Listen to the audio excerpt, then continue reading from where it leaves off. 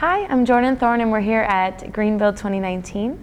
Today I'm joined by Amanda Sturgeon. She's the CEO of International Living Future Institute.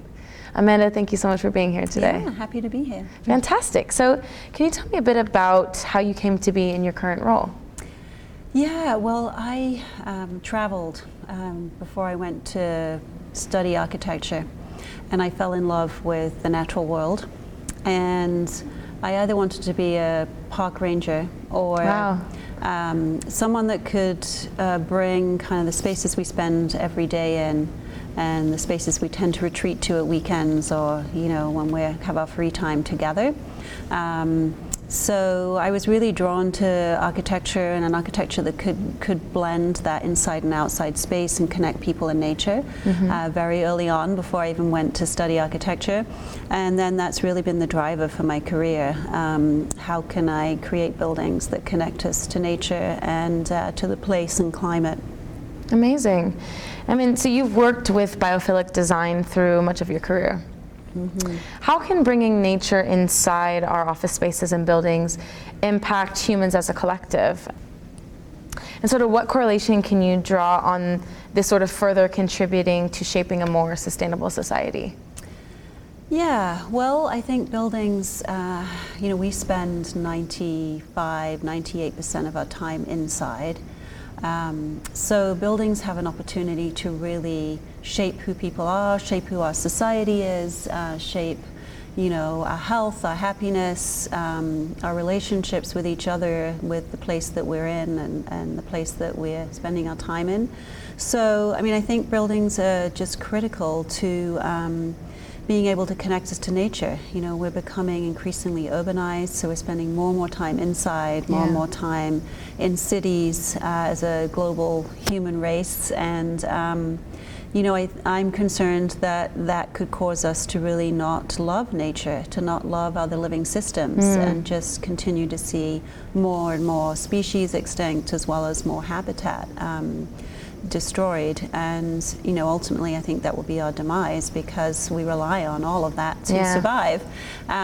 So we have to find you know, a harmony between the way that we live now and the, you know, extent of our population growth and the natural world. And I do think that the built environment is critical to bring those two things together, to really bring natural solutions into the city, and to connect people ultimately to really that love of other living species. Yeah, amazing. And so how do you consider the humanistic needs of a green building in the sort of whole life cycle?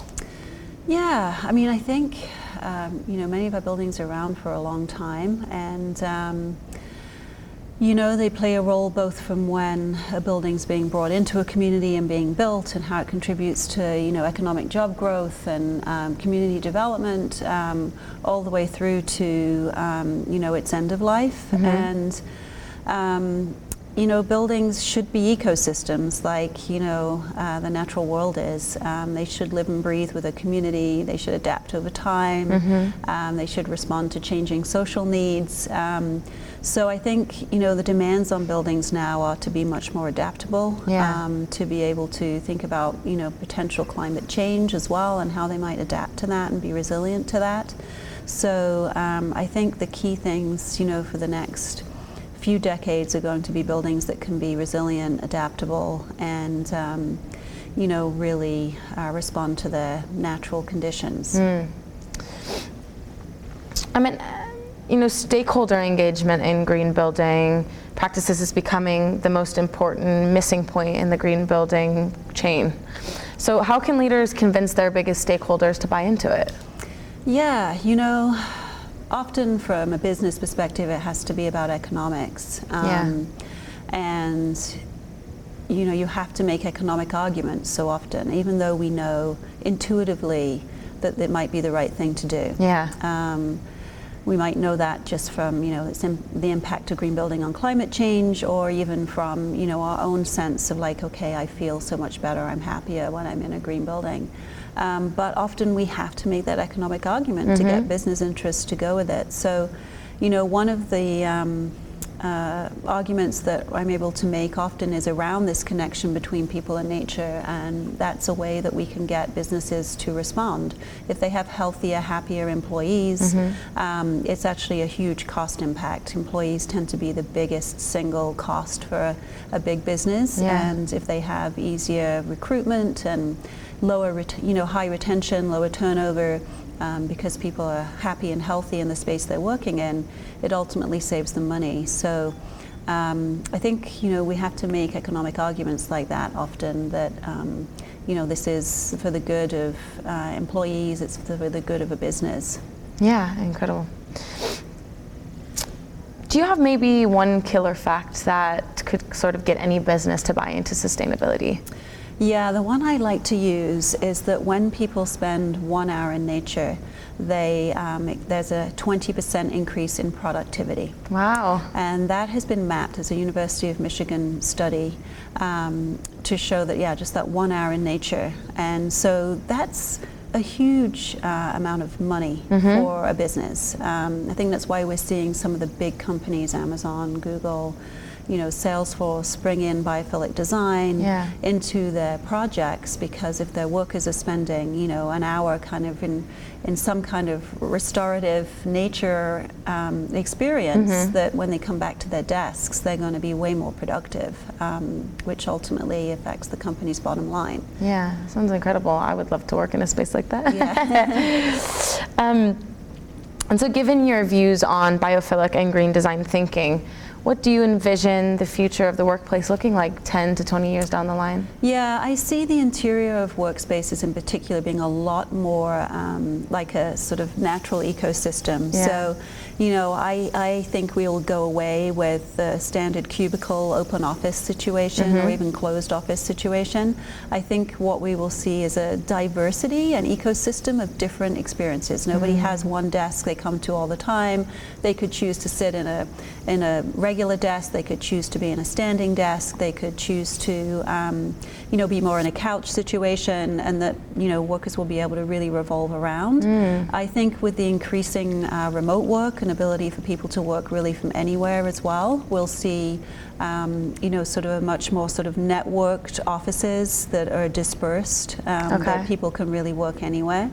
I know we're experiencing that in our organization. We've gone just from the last couple of years to almost a third of our workers, our employees, being remote, and I see that trend more and more. There's some activities where you have to be huddling in teams, but with technology and video conferencing and chatting, and there's a lot of opportunities to stay connected and really engaged. So I see it becoming more remote working, and I also see there being more adaptable workspaces where people can really kind of have different experiences through the day, sit in the sun for an hour, move, be in more control of their environment. Given that your role has very much been about sort of the wellness and sort of how people feel and interact with nature, some of the interviews we've done throughout the week have sort of not contradicted what you've said, but so they've argued like, people shouldn't work at home because we are a culture of people who want to sort of get together. So I guess, what is the argument for saying, actually, is there and I'm sure many people will say, absolutely, yes, it's amazing to be able to sort of be flexible and work from home, but sort of, is there a benefit to both?